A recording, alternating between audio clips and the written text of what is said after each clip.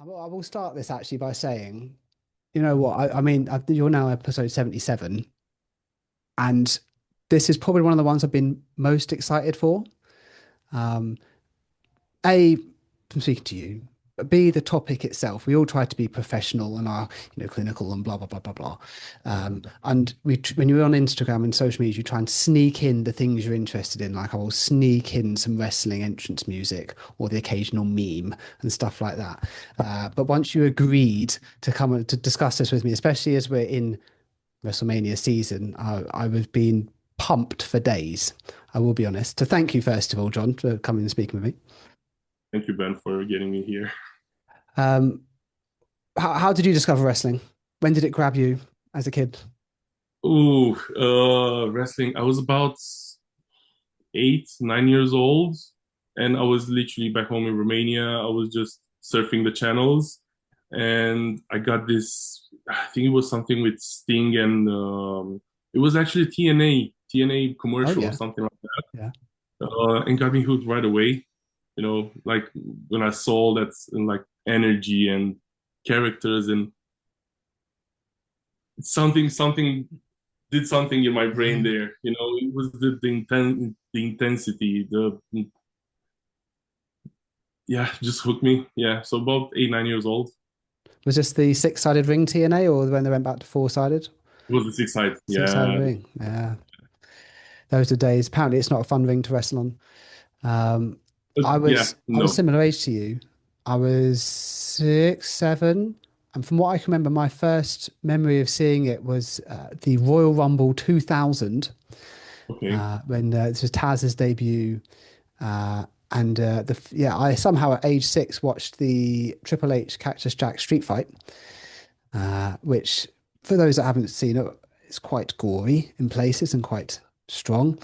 And so I was scared of Cactus Jack for years after that, even though Mick Foley's lovely. And then I presume, like most people, then you kind of wax and wane over the years, but it's just stuck with me ever since. Is that the same case with you? Yeah, actually, not really. Uh, I've watched it. So I started when I was 8, 9 years old. Yeah. I've watched it till I was about 13, 14. Then I went in high school where, you grow up, you're a teenager. Oh It's not yeah. cool anymore because it's fake. Ah, yeah, yeah, yeah, yeah. Um, fell out of it. Not, I didn't completely fell out of it because I was still, I was watching highlights and things online, but I wasn't actively following it. I wasn't aware of what the storylines are or the things like that. And then I moved in the UK and COVID, Yeah, nothing to do, nothing to yeah. watch, and that's how I got. Yeah, Oh, right. So you got back into it when there was no audience. Is that when there was no crowd? yeah, Oh, yeah, wow. Wow. exactly. When did you start to do it as a physio or sports therapist? When did that become a thing? So that was about 3 years ago, so 2023. And it's a funny story with that Oh, as well. It was Saturday, 1 a.m. I was on my phone and I had the Indeed app. I had no reason to go in the app, but I just went. mhm. And the first thing that popped on was Progress Wrestling is looking for a therapist in Manchester for their Oh, show. all right. And I saw the advert and I was like, wrestling, like, like, was a bit like, okay. But then I thought, you know what, like, I like it. It's a job. And Yeah. to be honest, they were paying well as well. Oh, wow. Okay, good. um, yeah.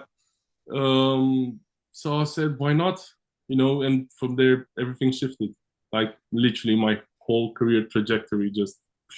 Do you think, I realize we're looking into the future here, but do you think that will be you for the long haul? Is this like going to be what you might well be known for or become as you in the long term?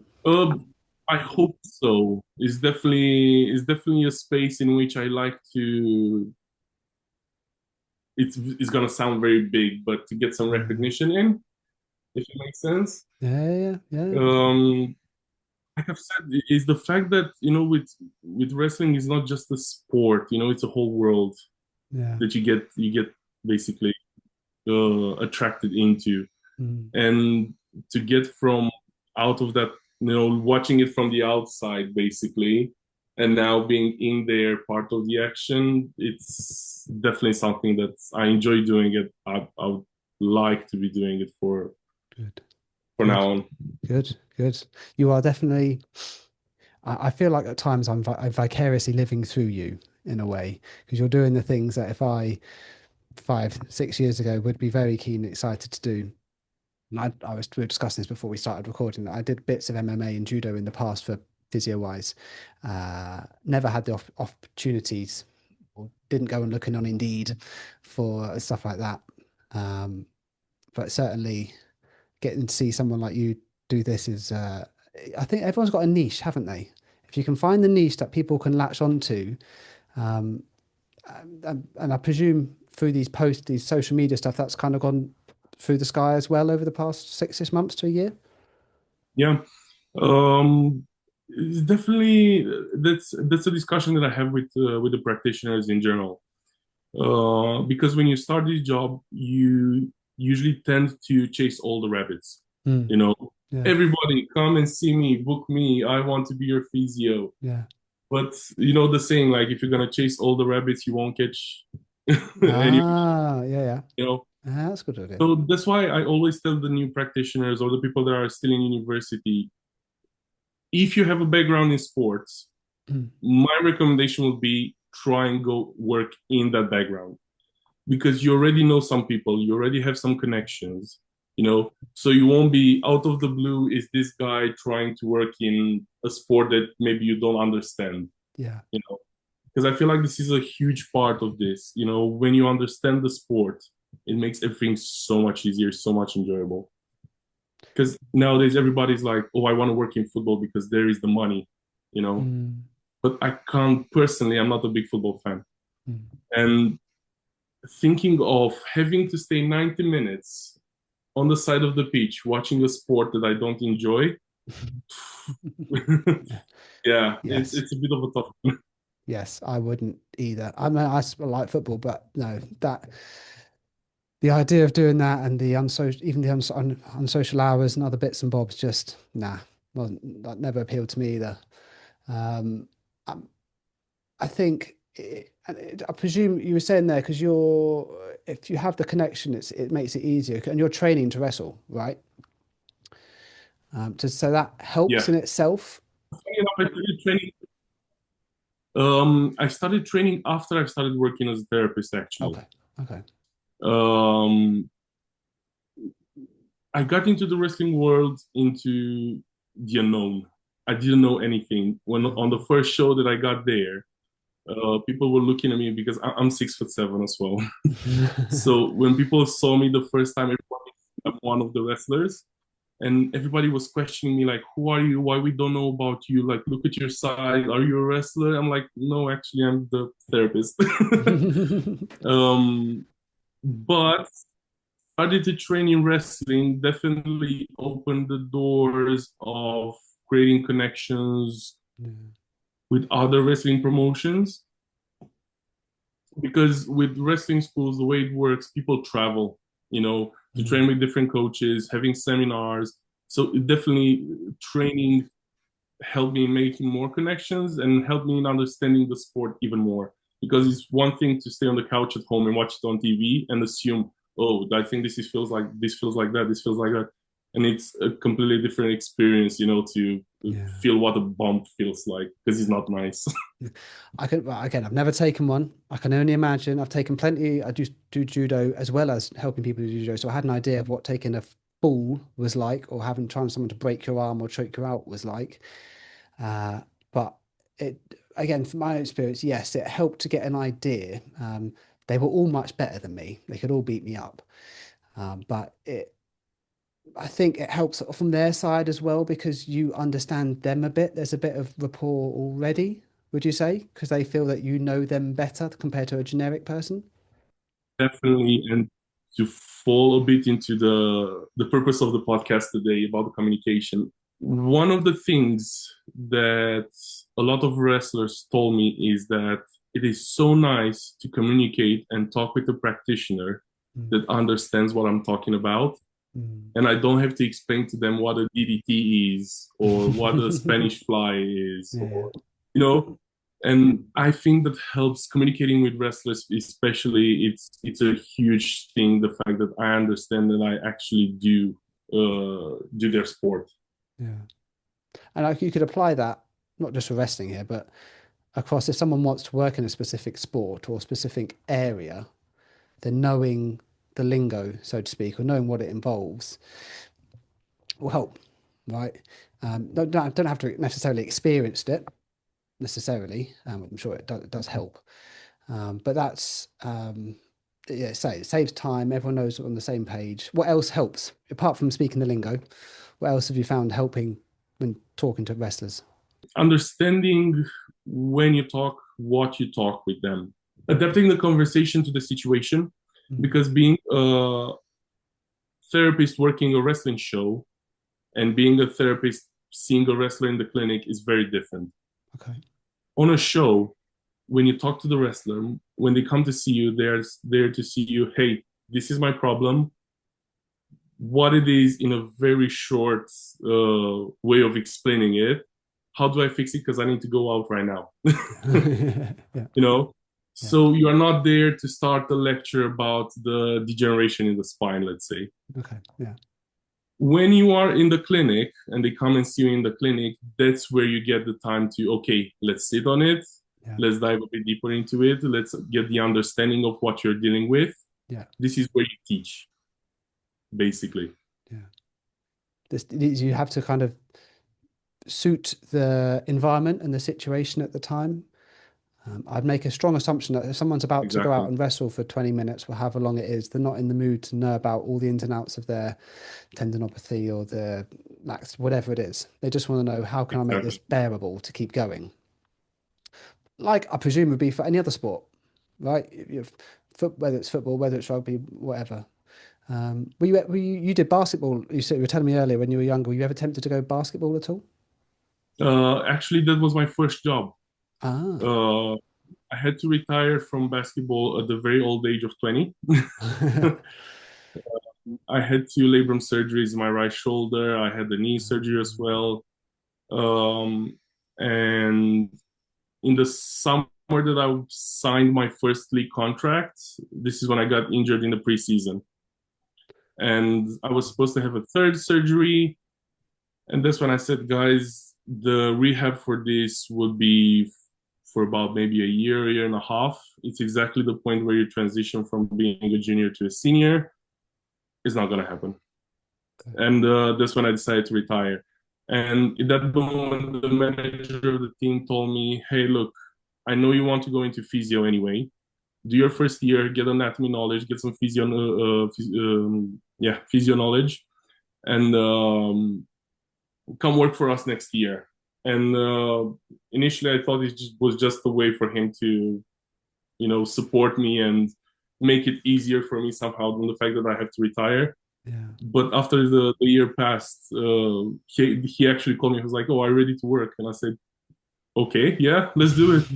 And my first job was working for a first league basketball team back home, Oh and wow. it was a team that I was supposed to play for, so it helped a lot because I knew the players, I knew the Yeah. coach. So, And again, you knew the lingo. You knew what certain things exactly. meant. Um, yeah, so it makes it easier, regardless. So it doesn't. To be fair, we could say this outside of sport, couldn't it? If you want to work with musicians or a type of professional, whatever that is, knowing their spiel, it just saves Exactly. everyone time. And yeah, because they'd have been through thousands of appointments where they're having to explain whatever the thing is. Well, if you can understand what suplex and frog splash means, they'll just go, "Oh, yeah, great," and then you're off. Anything else that's helped communicating with wrestlers? Because most of the wrestlers, especially in the indie scene, the wrestling itself is in the beginning is mostly their hobby, so they'll still have Mm, a job, oh, yeah, you know. yeah, So working in a clinic, working with different, IT or accountants or anything like that, it helped the fact that I could understand the other aspect of their life, Mm, not just the wrestling aspect of it. yeah, yeah, So that helped in the communication. And I'm very very empathetic person. So I that definitely made things a bit easier for me. yeah. Do they have interest? Do wrestlers have a certain do they have a certain personality type at all?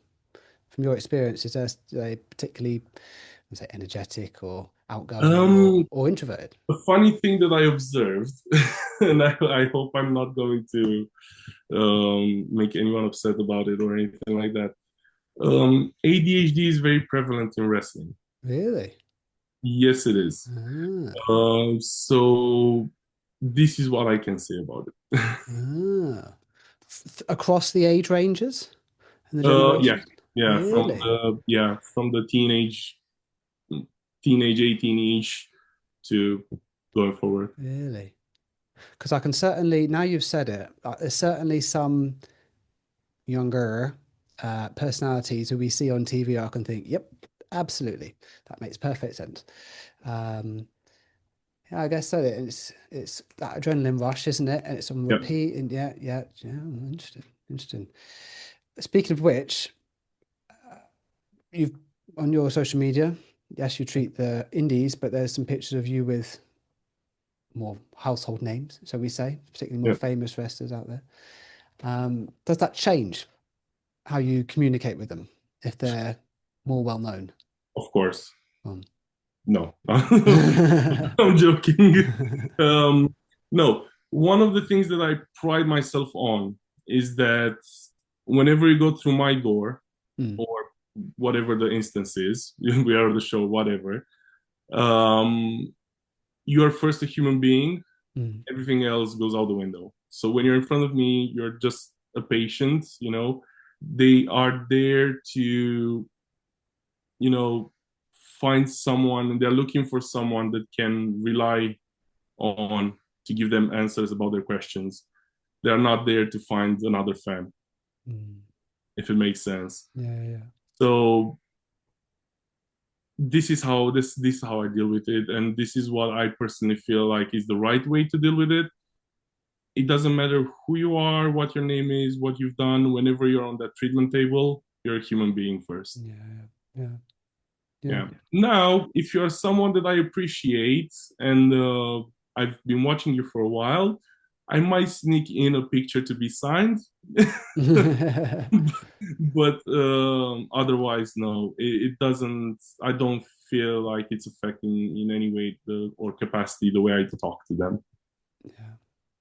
Yeah, they're still human at the end of the Exactly. day. They still have wants and needs and emotions and whatnot that have had some different experiences to most other people. Um, but fundamentally, they still at times will need help. Um, and I never met any famous wrestlers per se, apart from one. But when I was doing some of my MMA or judo stuff back in the day, some slightly famous people, but they're still human. They weren't much different to all of the I would say regular athletes or those that were weekend warriors and stuff like that. Yeah. Um, One thing that I can tell you, yeah, I'll let this out. go on. When I was working with Kevin Nash, Mm, it's probably right now is the biggest name that I've worked with. mm. I've spent about an hour and a half with him. Most of that time, we mainly spoke about basketball, not wrestling, because he actually played basketball professionally in Germany. So he Ah, told me stories about him playing around there, and this is going a bit back to what we discussed earlier. yeah, You know, I could understand that aspect of his life, not just the wrestling aspect. So there was I played basketball, he played basketball, so that was a way for us to, connect and yeah, yeah. create a bond from there and create trust and create a Exactly. conversation. Find yeah, find something in common. Absolutely, Yeah, it's so easy. I remember it's a few months ago now. I saw a young lass who had been around various people in and around our service and struggling, and been through the whole assessment, and it's going on, blah blah blah, very many tick box, etc. It was, I guess, the best phrase was amicable, And then we were talking about, what kind of activity or exercise do you want to do? What do you like? And there was this kind of awkward pause and ums and ahs. I suggested various things, and she goes, "Well," or her mum said, you know, the only thing she likes is wrestling. And I suddenly went, "Oh, yes, we're in." Exactly. Bingo. And I was in at that point. And although there was nothing I suggested that was actually wrestling at all, but the fact that I had that, I think, I haven't got the person here to ask at all, but I feel like then formed a better rapport off the back of that compared Yeah. to what was going on before that point. Have you ever had to tell someone that they shouldn't or can't wrestle? Um, can't wrestle from a injury Yeah, perspective. yeah, yeah, yeah. Yeah. Unfortunately, there've been some instances.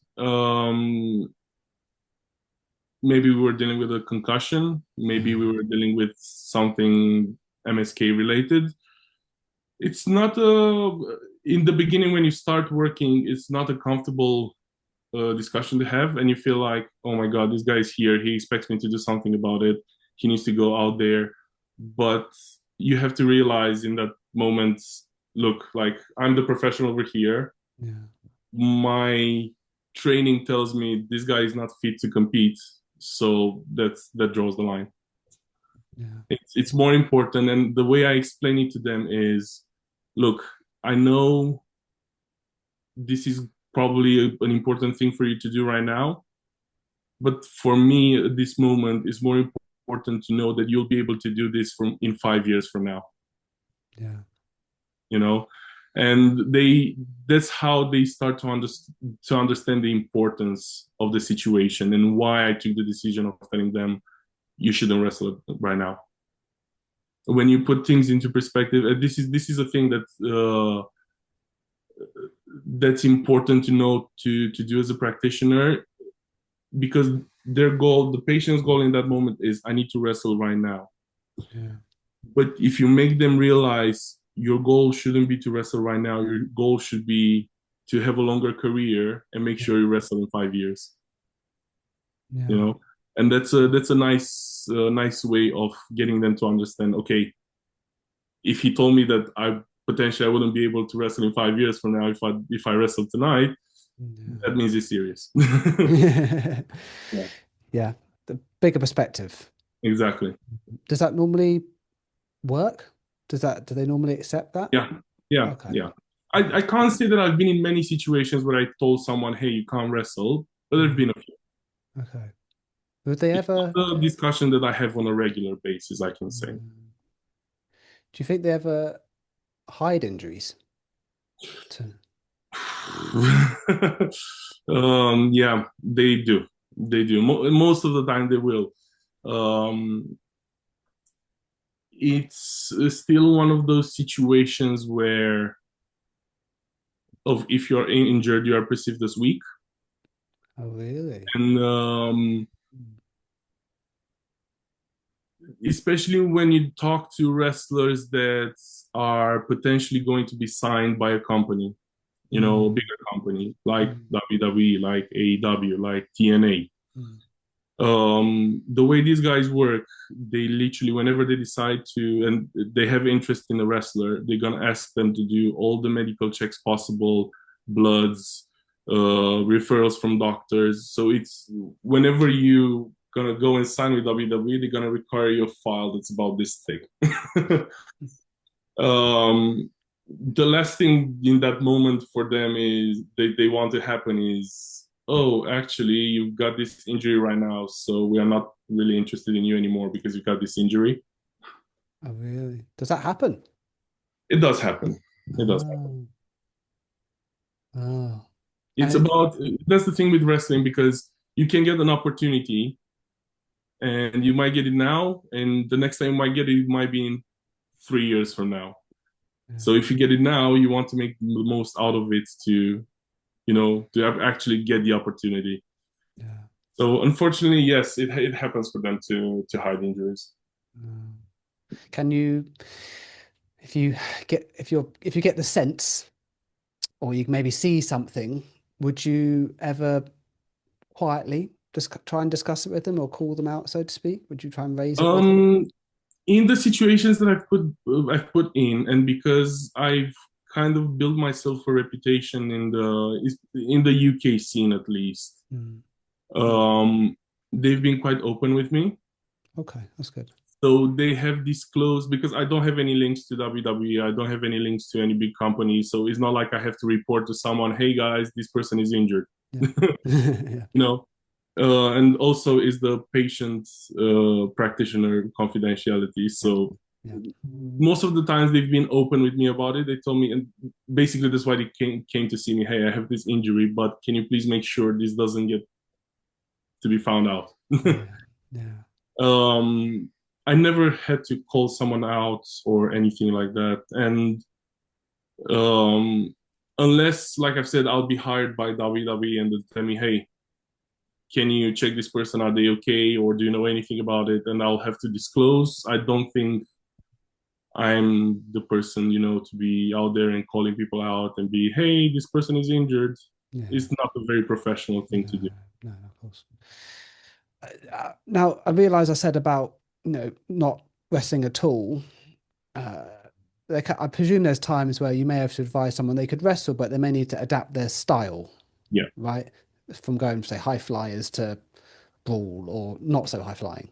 How does that conversation go to change their way they go about doing it? So this is it's a really interesting conversation, because when you work with wrestlers, you don't only work with athletes. You work with characters. You work with Mm, identities that have been built over the years, yeah, yeah. you know. So my first approach is never to try and change their style or who they are. The first question that I pop in my head as a practitioner is, how can I make this person stronger enough to support their style? Mm, Is there a way to do it? So the goal is not, wrestling is very chaotic. Injuries will happen. mm, It's not a matter of if, it's a matter of when. Yeah. So the goal isn't always to eliminate the risk completely. You know, is to manage it and make sure that, whenever it does happen for them to get injured, they can recover quickly and safely, yeah, you know, to make sure that they don't suffer and they don't have to be on the line for long. Because if they're on the line for long, if they are on the line for long, that means they don't work. That means they don't get paid. So with the wrestlers, it's not, from my perspective, it's not always the job to fix it, yeah. but to keep them in the game, as long as possible and as safe as possible. Yeah, yeah. I presume it will help also if they're a really good promo as well. If they can talk, that gives them more options for protecting themselves compared to, That's the way. That's the way. Because if you have a wrestler that's injured and they cannot compete, you know, this is a discussion that you can have with the promoter, unless we're talking about, I don't know, maybe a concussion or something where they might be a bit woozy and they don't know where they are or things yeah, like that.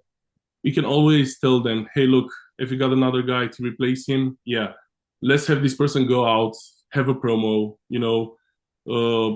There, the, you in wrestling. That's the funny thing with wrestling, because you always have to be creative. You yeah. always have to find creative ways to pull someone out of a show, or put them in the show.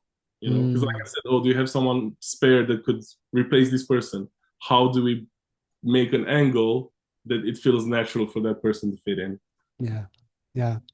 And I presume that in a way, for me, I haven't done sports for a while, but in our persistent pain world, it requires you to be creative. But I've found it gives you a bit more, makes it easier because you can be flexible. You're not having to worry about having to remember certain steps of a protocol or do X, Y, Z. You can adapt on the fly. Yeah. And as long as the other person's up for it, then that's great. You just have to be willing to be creative. And I guess if you're training as well, then you're learning to be creative, right, from doing that. One of the reasons why I've started training in wrestling, because this is a question that I got from my patients in the clinic. Mm, They told me, oh, so you're not fit to play basketball anymore because of the shoulder, but how does it work with wrestling? Like I've said, in wrestling is a matter of when, not a matter of if he's going to happen to get injured. mm, But in the same time, you'll have loads of wrestlers that get injured during the match, and you'll see them finishing that match. Yeah. Yeah, yeah. So the good aspect about wrestling is that you can work around the injuries sometimes, Mm, mm. unless we are talking about. But even we got Triple H, he wrestled with a torn quad. Tom Quad, yeah, yeah, yeah, you know so there are ways to work around injuries, and that's why I said my goal is to keep them in the game as long as possible, not necessarily to fix it in that moment. yeah, So if something happens mid-match and I'm gonna go there and check on them, hey, how you doing, and they tell me, ugh, this doesn't feel well, I can tell them, look, take it home as quick as possible, yeah, and I can tell, they can tell the ref, for example, a big important person in the wrestling match is the ref, and they mm, don't get enough acknowledgement. You know, the ref is the one, in the middle. He's the one that makes the conversation between the wrestlers. So the wrestler tells the ref, "Hey, tell the other guy I need to take it home now because something's not right. yeah, Something's not right with my knee, something's not right with my shoulder. I yeah, landed a bit awkward on my neck. yeah. I, you know, so that's the good aspect about wrestling. Being a non-competitive, it's a bit strange to say a non-competitive, but it's not like a competition like in sports. Like if you win this match, then you go up in ranks. Mm, In the league, or you win the cup, or there are always ways to work around it. Uh, yes, maybe getting injured might drop you 3 steps back, you know, but there is always a way to come back and to return to what you're doing. Out of curiosity, when you've gone to the ring after there's been an injury in the ring, let's say, or around it, ever since last summer, when the fake injury of Seth Rollins it was written, have there been crowds thinking it's a work?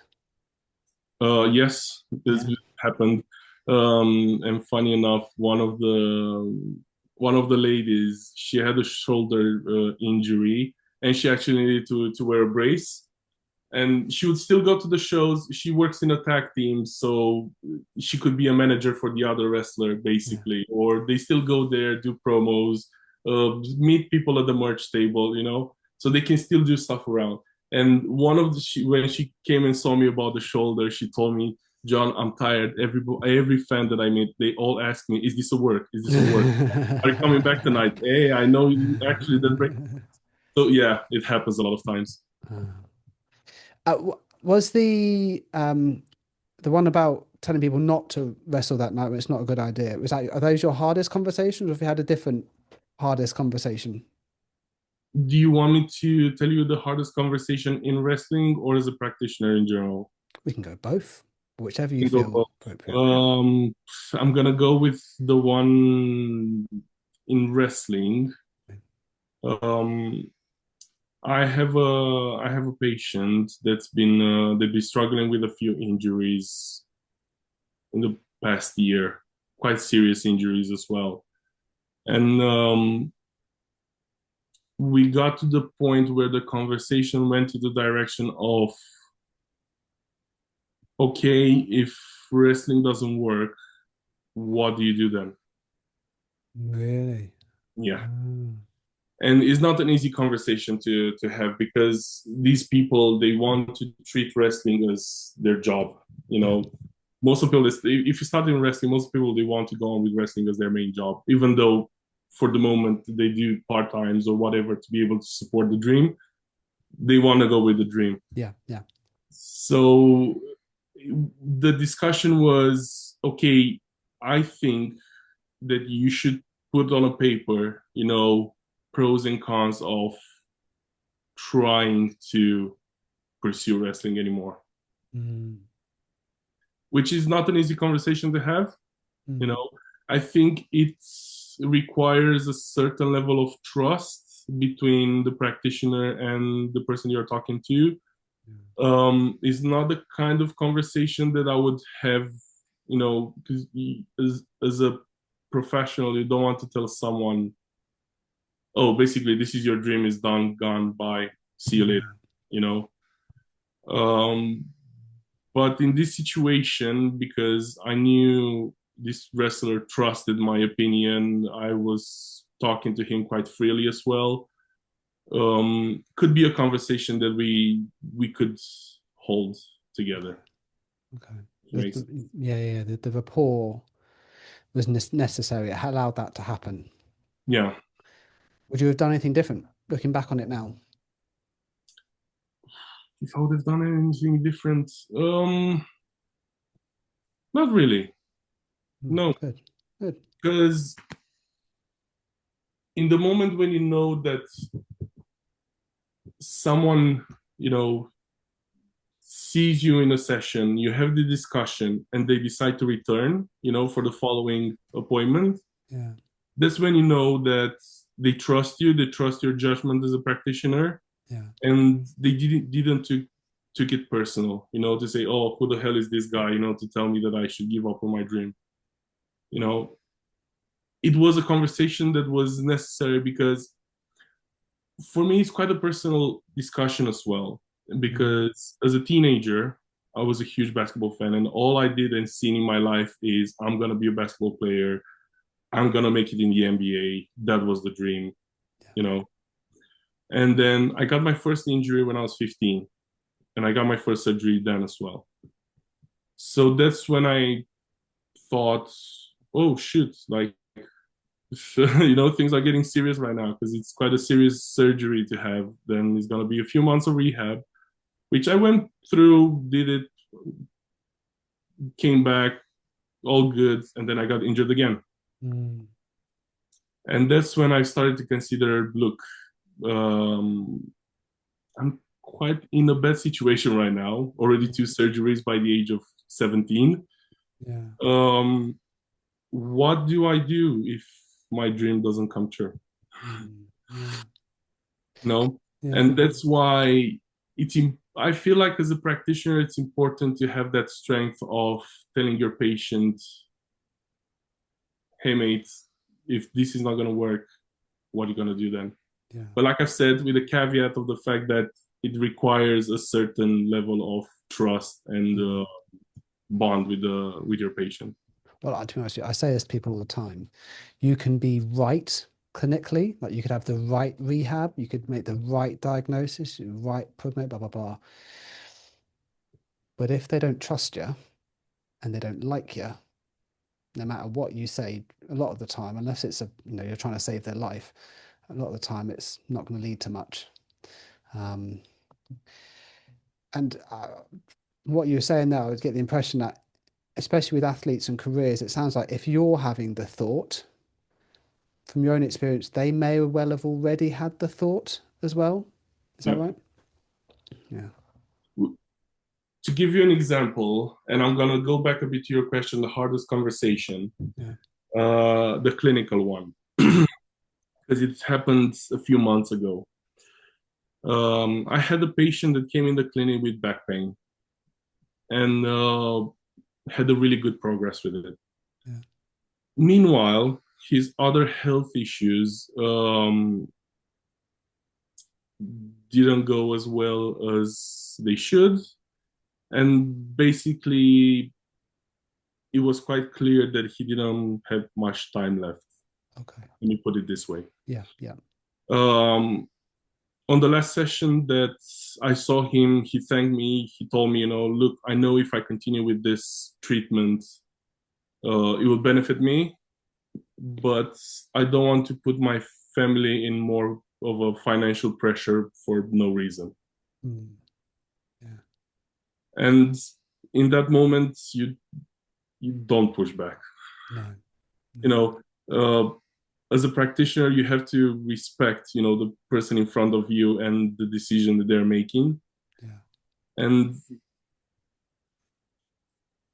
as a professional in that point, I don't think there was any argument, logical argument, medical argument that would have been strong enough to override what that person was feeling in that moment.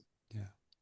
No, Yeah. it was a tough one, but it reminds you that, sometimes as a practitioner, you need to understand when to step back. Yeah. Yeah. There, absolutely. it needs to be, I would say there's a lot of people as well, it needs to be the right time for that person, and priorities change. I've seen it with other people where they're going along and everyone's doing the right thing, but there's other stuff going on in life, which just means what we're seeing them for is far down the list of their priorities at the moment.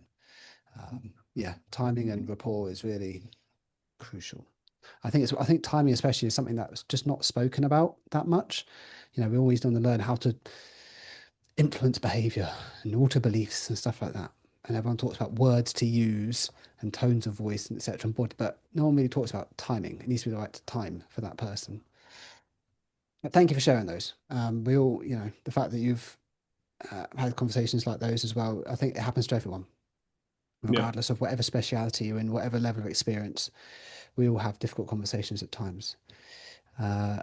Before we go into our WrestleMania predictions, uh, just out of curiosity, what would you say to, we've got someone else listening to this who's got a niche that they're interested in promoting for their, whatever medical professional they are. From your experience now with Instagram, what would you Yep. say to that person about growing and a following, growing awareness, growing um, income, I guess? You know, when you go into university Mm, to study something medically related, I'm not talking only to the therapists right now, to physiotherapists, to chiropractors. I'm talking to all medical professionals. mm, See, I said it there, medical professionals. And it's always this thought of if I'm posting myself online, people might not perceive me as professional, mm, you know? And I think that's a barrier that people would need to overcome, especially nowadays in 2026. mm. Because if you're not online, people don't know who you are. Yeah. Um, People don't know what you offer, you know? And finding the right niche to do that, like I've mentioned earlier, is one of the things that I truly recommend. It's a lot easier to create content on a subject that you can talk about, you have the understanding about it, you have the knowledge about it, rather than diving into something that it's way over your head, Yeah. if it makes sense. So stop overthinking it. Stop thinking that if you put a video online, you won't be perceived as professional, because it's not the case. Nowadays, you'll see so many doctors being online and sharing medical advice, and some might be good, some might be a bit questionable. Yeah. But as long as you set certain beliefs, I'd say, and certain things like, okay, I wouldn't go past the point of selling snake oil, you Mm, know, mm, if it yeah. makes sense. Yeah. Um, it's something that everyone could adapt and do. And when I say everyone, I say from the perspective of it's a tough job, you know, because that's why I tell people creating social media content right now for me, it's a second job. It's honestly because I'm in the clinic, I'm at the wrestling show. While I'm doing my job, I'm trying to get some videos. Of course, if I have the person's approval, you know, to Yeah. Oh, record, because yes. that's another Yeah. thing. That's another border and another Yes. block that you'd face as a medical professional. Um, and then I get back home and I'm having dinner, but while I'm having dinner, I'm, you know, downloading everything that I've filmed throughout the day, and I'm starting to doing some cuts, or I'm thinking, okay, how can I spin this into a nice video? So it's a whole thought process there Yeah. that basically not is not going. Your brain is working all the time, especially when you do it on a, you know, constant basis. Your brain will just work. How can I make some content out of this? How can I do that? How can I do that? Which it's a bit tiring sometimes. Yeah. Um, and can burn you out. Last year, I had a small episode where, with everything I was doing, I got to a point where I was like, "Oh my god! Like I don't see a way out of this," Mm, and I had to take a small break. Um, but like I said, as long as you set certain boundaries, it's okay. And Yeah. I have this stop taking yourself so seriously. You Yeah. know, in the end of the day, you're a human being. One of the things that I do like is to see someone that is passionate about their job.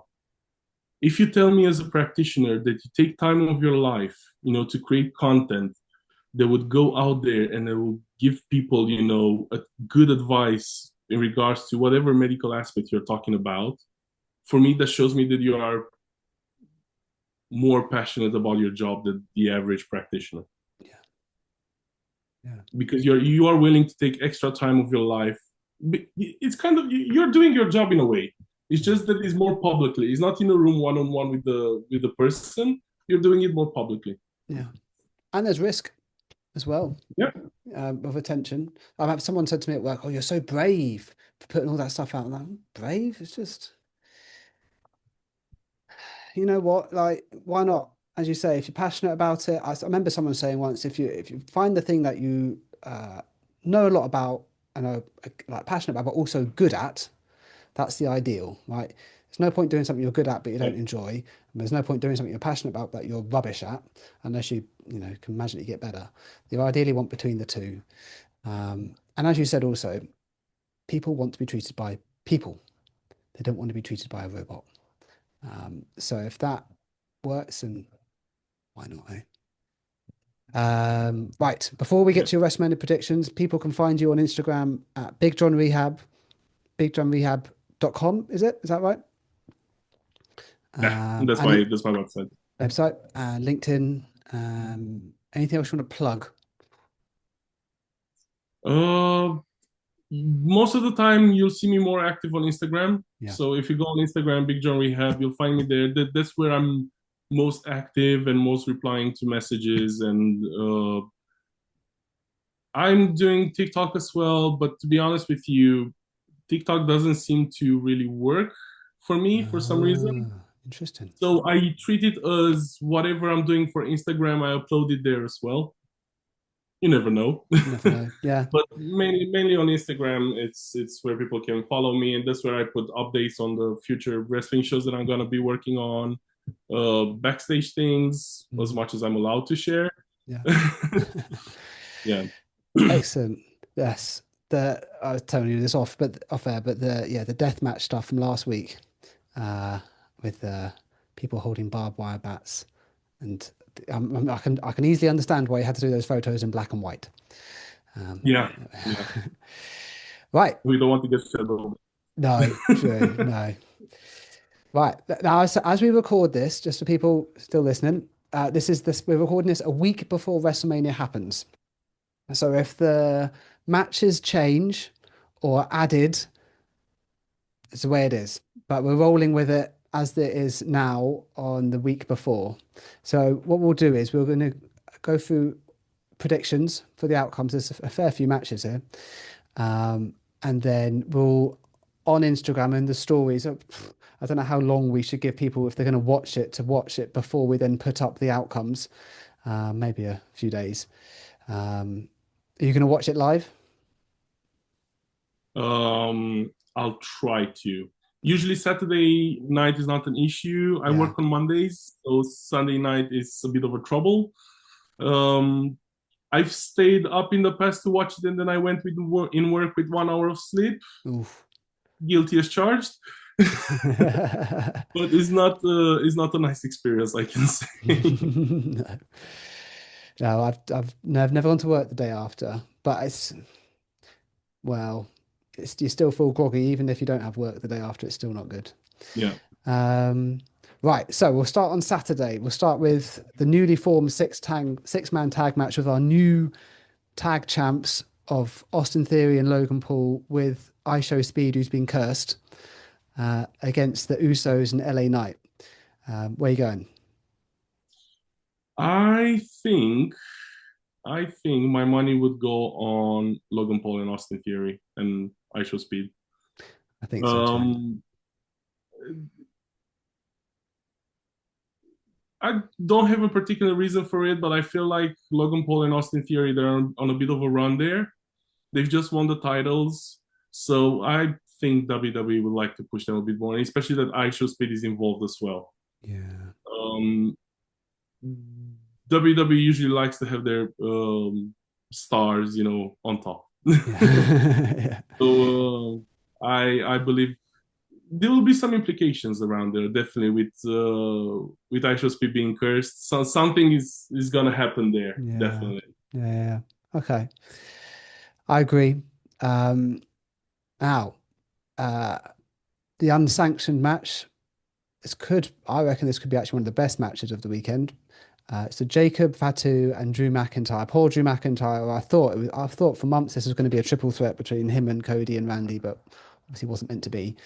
Where do you see this going? This is gonna be a good match to watch. Mm. This is what I know for sure. Now, who's gonna win? Mm, it's gonna be, I think, Jacob Fatu's WrestleMania debut. He was last year. His debut. He beat LA Knight for the US title. Oh yeah, he did that. Oh, that's um, that's a tough one.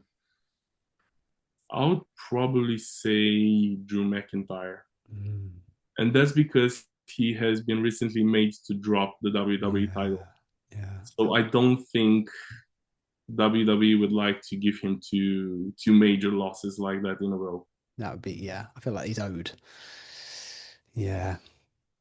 Um, So now we come on to, well, this could go any way direction. So we have the women's fatal four-way tag team championship match. It's got Nia and Lash, legend, Charlotte and Alexa, Bailey and Lyra, and the Bellas. I think the Nia and Lash Legend will retain. I think they retain. They'll keep the title. But how long have they been Yeah, champs for? not for long. Not long. Maybe a month. Maybe less than that. Who did they beat? Charlotte and Alexa. No, they got the titles off. Oh no, I think it was Charlotte and Alexa. Was it? Can't really remember. I'll take a curveball. I'll go Bella twins. Hmm. I reckon there could be a cheeky little sneaky thing where they somehow do something and come away with it. Hmm. You And everyone go else is standing there, hands on hips, frustrated. yeah. So do you think that people will tap in a bit in nostalgia there with WWE? Maybe I know. I think it's just the booking people will want to do something cheeky and a bit like not seen, kind of like, kind of though we saw it coming. Like when Dom won the IC title last year, he kind of Mm-hmm. sneakily won it, but we kind of saw that coming. I think Bellas will do a similar thing, but we won't see it coming. That makes sense. Mm-hmm. That's my predict. Well, who knows? I may well be wrong, but we'll see. It's a good take. It's a good take. It's definitely something to consider because you can see lately that WWE likes to go in that nostalgia bit. Yeah. So that could be the spot in the card that hits that. Yeah. So next we have the women's Intercontinental Championship match. We've got AJ Lee and Becky Lynch. I think that Becky Lynch is going to take this one. Oh. I think it because with AJ Lee, she's currently what people call as a part timer. Mm, mm, I don't see a reason why they already gave her the title. People have been happy for it. They already ticked that box. I don't see a reason why they would push AJ Lee as a part timer when they have Becky Lee smashing everything there because yeah. she's incredible. You go Becky. I'll go AJ just to be different, but I can exactly see it. I think unless the only way I can maybe she again this is maybe they'll flip heel and face. Um, Like a double turn. oh double turn Mm, okay. maybe we'll see. Next a match that well probably wasn't going to happen but now is due to injuries. Is Seth Rollins and Gunther, which was obviously going to be Seth versus Bron Breakker originally, and now he's had his hernia. Yeah. So where do you see who's winning it, Seth or Gunther? I think I think that Gunther is going to win this one.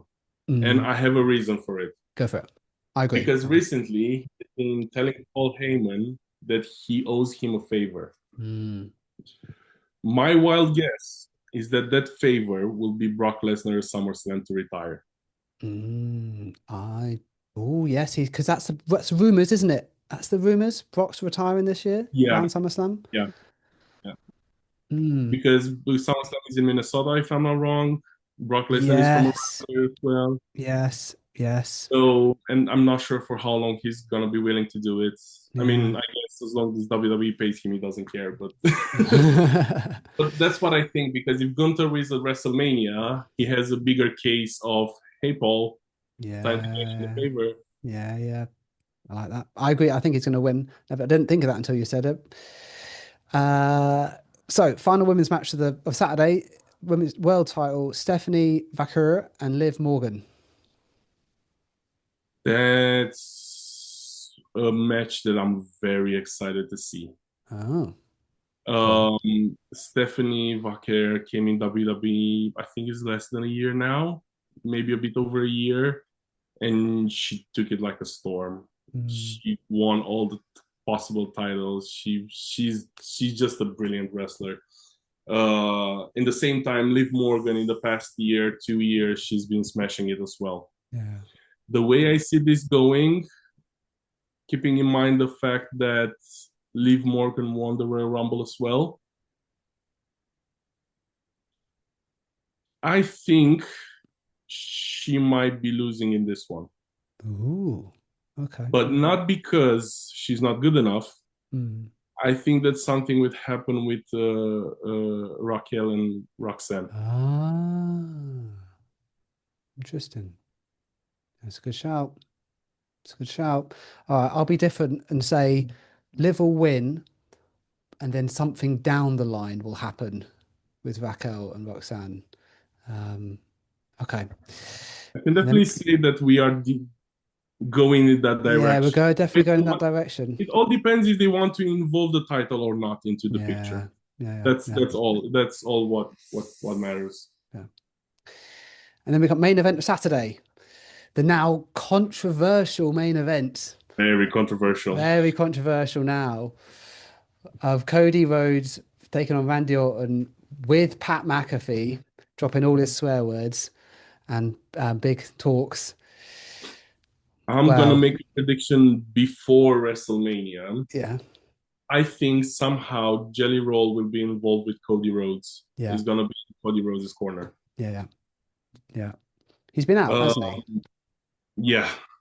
Now, where this is gonna go, this is gonna be a very interesting situation Mm, because seeing Pat McAfee's promo, seeing Cody's promo, seeing CM Punk's promo, which he's not involved in the main event in the mm. first night, I think this could go in a WWE versus TKO Oh, type of ah, storyline right. Okay.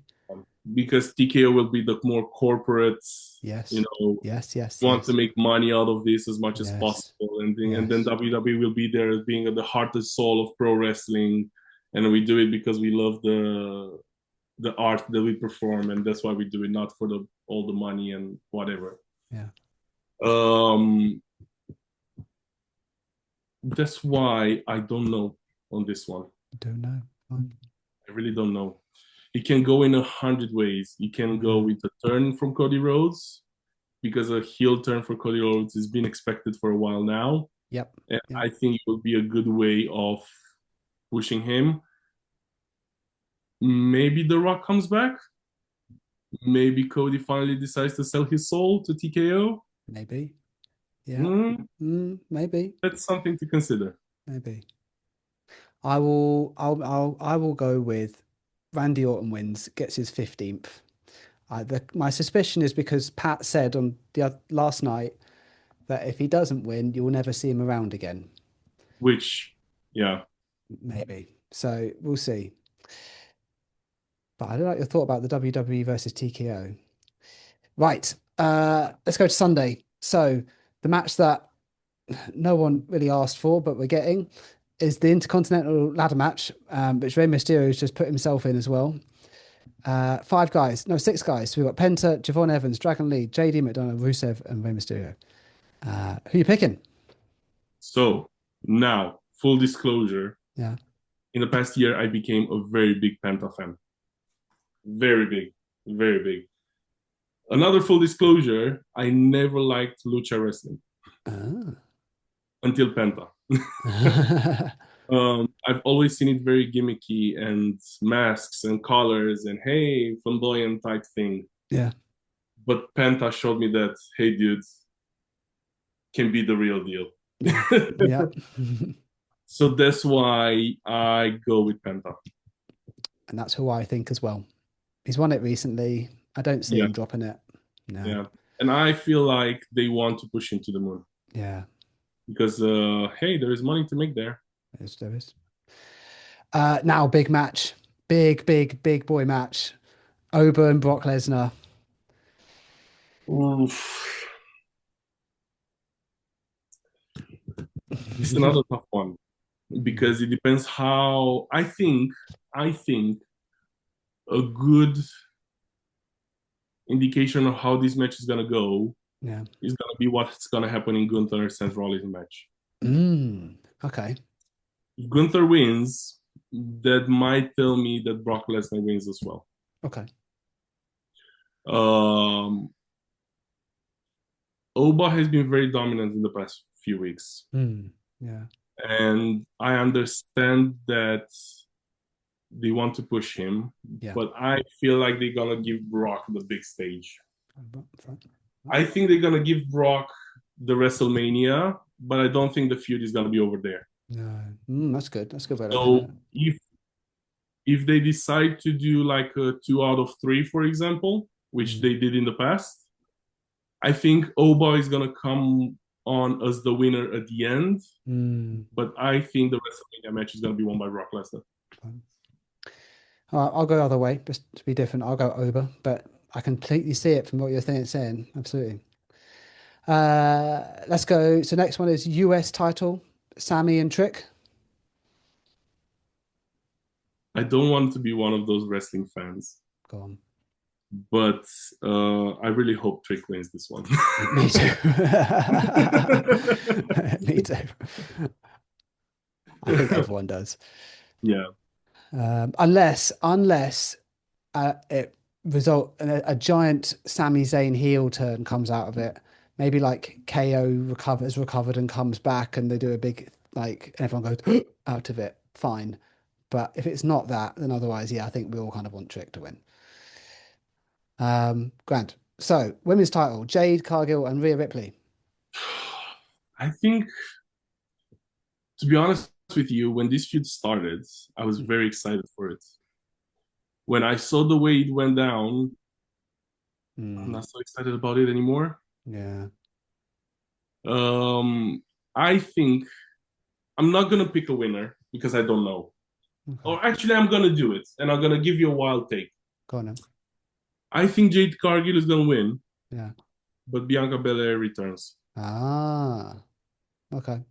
and this will Mm, set up the feud going forward. yeah. Yeah. That's not a bad I shout. don't really see a reason for Rhea Ripley to win right now. Mm, I don't. yeah. What's she gonna do next? Okay, she defeated the biggest, strongest woman in the company, and then she's gonna do what with the title? Yeah. Then, if it's only if Bianca Belair is ready to return, Yeah. Yeah. because she's been through the finger injury. She took a while to have the surgery. There've been some complications, not fully disclosed. But if Bianca Belair is ready to come back, I think Jade Cargill is gonna win, and I'm not sure if it's gonna happen at WrestleMania, but if not at WrestleMania, the next SmackDown, Bianca Belair will return. I'll go Rio, just be different, but I think yeah, it's a good shout. Before we get to the main event, we have again a match we just happen to have, which is Finn Balor and Dom. I can only see this going one way, but go on. What do you think? If someone from WWE watches this, Yeah. okay, focus here, focus. Why? did you disclose the fact that he's gonna come as the demon? That would have been a giant surprise at WrestleMania because Yeah, everybody's been wanting the demon for ages now. yeah. Is the demon enough to pull more ticket sales? I don't think so. No, no, no. So why spoil a surprise? Why? So yeah, my pick would be Finn Balor on Same. this. This has got squash written all over it. Yeah, Grand. Right, here we go. Main event. CM Punk, Roman Reigns.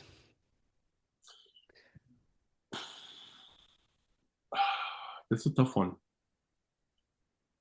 That's a tough one because we also have the conversation of Roman being a part timer, Mm, put the world title on a part timer. I know WWE is not shy from doing that, yeah. but I think it all depends on what's happening in the night one main event as well. Mm. You think there'll be some Will the movement? main events be interlinked in that WWE versus Mm, TKO battle in any way? mm, That's yeah, where my cards are. But if that happens, Roman Reigns is gonna win I think so too. because you won both titles with the bad guys. Ah, there you go. Classic. Look at you The being a good beginning, booker. yeah. I think Roman Reigns as well. Where does Danhausen fit into all of this? Probably in the I Show Speed match Ah, with the curse and everything. yeah. Or with That's John where I see Cena it. coming out because John Cena's going to host it, right? John Cena is the host. I don't see John Cena involved. No, Not no, really. No. no. I have a feeling, and based on how he presented himself, John Cena is quite a man of his word. Mm, mm, yeah. I don't see him involved in a wrestling match, even if Mm. it's like a quick, attitude adjustment, whatever, you know. So I'm not sure how much he's gonna be. That could be a spot for Denhausen. That could be a spot for Dan. That's what I was thinking. Yeah, Yeah, yeah. Curse John Cena. Everybody can see him now. But I love this idea of the WWE versus TKO. I never thought of that until you said it. Yeah, We will see. Well, we'll put the results up of well, we can work out how many days to give it before we then put up the results to you as right. Grand. Big John, thank you very much for your time, mate. This has been thank you so great. much, man. I had so much fun doing this. Honestly, Likewise. it's amazing. I'll put all your socials in the description. And thank you, my friend. Thank you.